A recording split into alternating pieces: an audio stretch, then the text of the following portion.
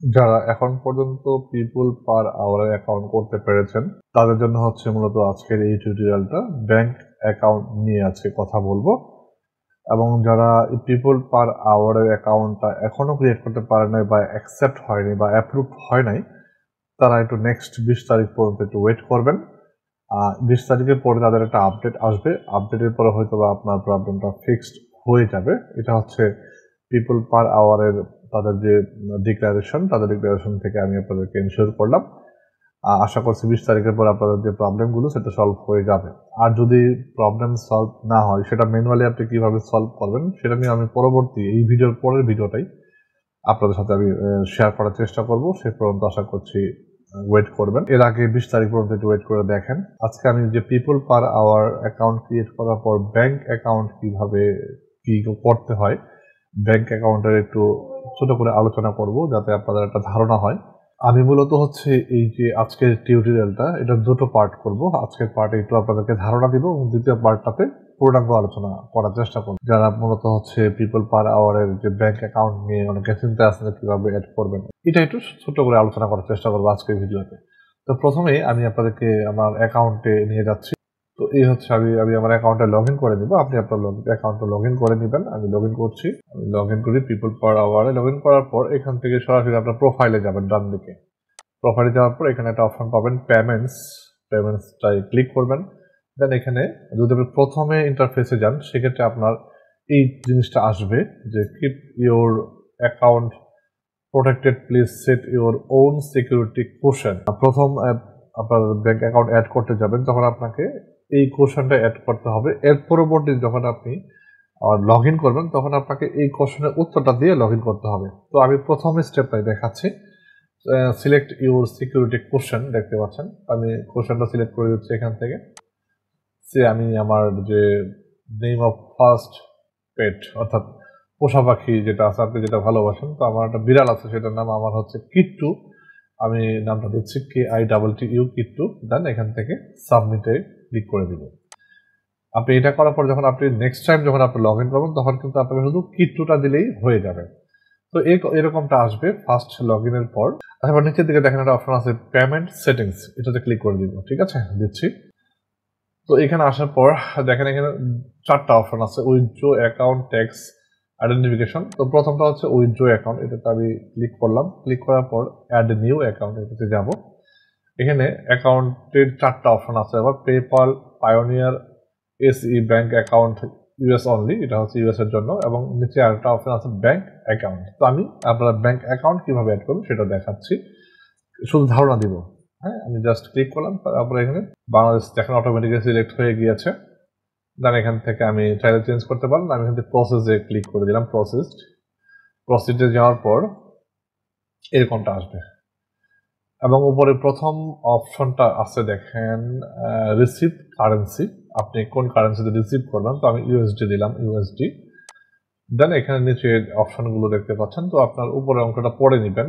Beneficiary bank account, আপনারা যারা মূলত হচ্ছে গুগল অ্যাডসেন্সে যারা অ্যাকাউন্ট করেছেন বা ব্যাংক অ্যাকাউন্ট অ্যাড করেছেন, ঠিক সেম প্রসেসটাই কিন্তু মোটামুটি এখানে ফলো করার মতো। অনলাইন সিস্টেমটা এরকমটাই। যখন আমি বাইরে কোনো কারেন্সি বা কোনো রেমিটেন্সের ব্যাপারে কোনো অ্যাকাউন্ট খুলতে যাব সেক্ষেত্রে আবার এই কিছু কিছু ব্যাংকের কিছু স্টেপ আছে যেগুলো অ্যাজ ইউজুয়াল সব ক্ষেত্রে সমান হয়ে থাকে। তো দেখেন এখানে আছে বেনিফিশিয়ারি ব্যাংক ডিটেলস। তো ব্যাংক নেমটা হচ্ছে আপনি যে ব্যাংকে টাকাটা আনবেন ওই ব্যাংক নাম্বারটা দিবেন, এবং এখানে পেই আপনার ব্যাংকের নামটা, যে নামটা থেকে পূর্ণাঙ্গ নামটা এখানে উল্লেখ করা আছে। Please enter your full name including first and last name, এখানে সুন্দর করে দিয়ে দেবেন এবং অ্যাকাউন্ট নাম্বার, আপনাদের ব্যাংক অ্যাকাউন্ট নাম্বারটা আছে যে অ্যাকাউন্টে আনতে যাচ্ছেন সেই অ্যাকাউন্ট নাম্বারটা দিবেন।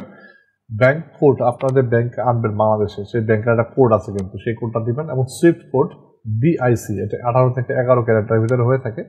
আপনার ব্যাংকের থেকে যোগাযোগ করে তারা সুইফট কোডটা দিবে এবং ব্রাঞ্চ কোডটাও আপনাকে দিবে। এডিশনাল ইনফরমেশনটা দিয়ে দিবেন যদি কিছু থাকে। বেনিফিশিয়ারি ডিটেলস দেখতে অ্যাড্রেস লাইন, ব্যাংকের অ্যাড্রেস লাইনটা, ব্যাংকের যে অ্যাড্রেসটা দিয়েছেন পারফেক্টলি সেই অ্যাড্রেসটা কিন্তু দিতে হবে, পারফেক্টলি সবকিছু সুন্দর করে নিতে হবে, এবং সিটি টাউন দিয়ে দিবেন।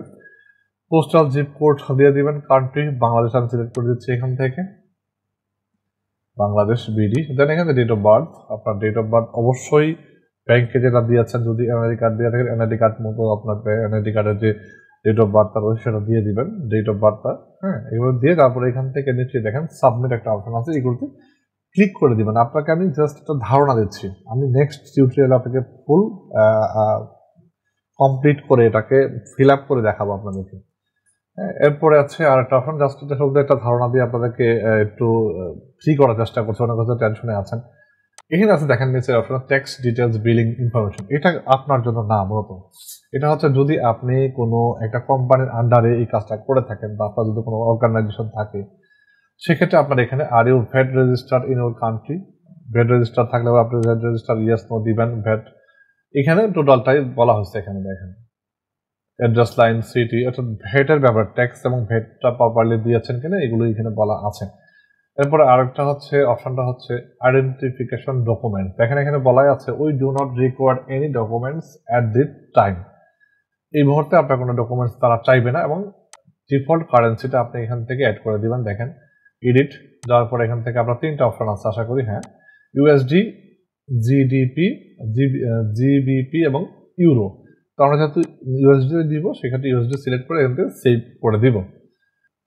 তো এই ছিল ছোট করে একটু আলোচনা করলাম, শুধুমাত্র যে কারণ হচ্ছে যারা অনেকে আমাকে কমেন্ট করেছেন, আমি যখন অ্যাকাউন্ট ওপেনিং এর যে ভিডিওটা করেছিলাম সেখানে আপনারা কমেন্ট করেছেন কি যে কিভাবে ব্যাংক অ্যাকাউন্টটা অ্যাড করবেন। আমি ব্যাংক অ্যাকাউন্টটা অ্যাড করার পর আপনাদেরকে ওই ভিডিওটা আপনাদেরকে স্টেপ বাই স্টেপ সুন্দর করে বোঝানোর চেষ্টা করবো। আশা করছি যারা মানে এটা নিয়ে ঘাবড়াচ্ছেন, আশা করি ঘাবড়ানোর কিছু নেই, এবং খুব সহজেই ব্যাংক অ্যাকাউন্টটা অ্যাড করা যায়। গুগল অ্যাডসেন্সের মতো এত কঠিন না। আপনাকে জাস্ট সিম্পলি আপনার ব্যাংকের যে সুইফট কোড রয়েছে, ব্রাঞ্চ কোড নাম্বার রয়েছে, এবং ব্যাংকের একটা নির্দিষ্ট কোড থাকে, সেই কোডটা কালেক্ট করতে হবে আপনার ব্যাংক থেকে, এবং এই ভিডিও থেকে কী কী কালেক্ট করতে হবে সেটা অবশ্যই বুঝতে পেরেছেন।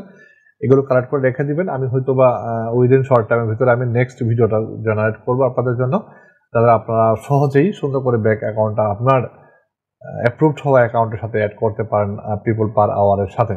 তো এই ভিডিওতে মূলত হচ্ছে আপনাদেরকে একটু এই ব্যাপারটা নিয়ে ইজি করার চেষ্টা করা। আশা করছি আপনারা একটু সহজ ফিল করছেন। নেক্সট ভিডিওর জন্য ওয়েট করবেন, আর যদি নেক্সট ভিডিও চান অবশ্যই কমেন্ট করতে পারেন। সে পর্যন্ত ভালো থাকবেন, সুস্থ থাকবেন, আর যাদের অ্যাকাউন্ট এখন পর্যন্ত অ্যাপ্রুভ হয় নাই দয়া করে এই ভিডিওটাতে কমেন্ট করবেন। আমি তাদের ভিডিও অনুযায়ী তাদের সাথে ইন্ডিভিজুয়ালি আপনাদেরকে সাপোর্ট করার চেষ্টা করবো। সে পর্যন্ত ভালো থাকুন, সুস্থ থাকুন। Thanks for watching.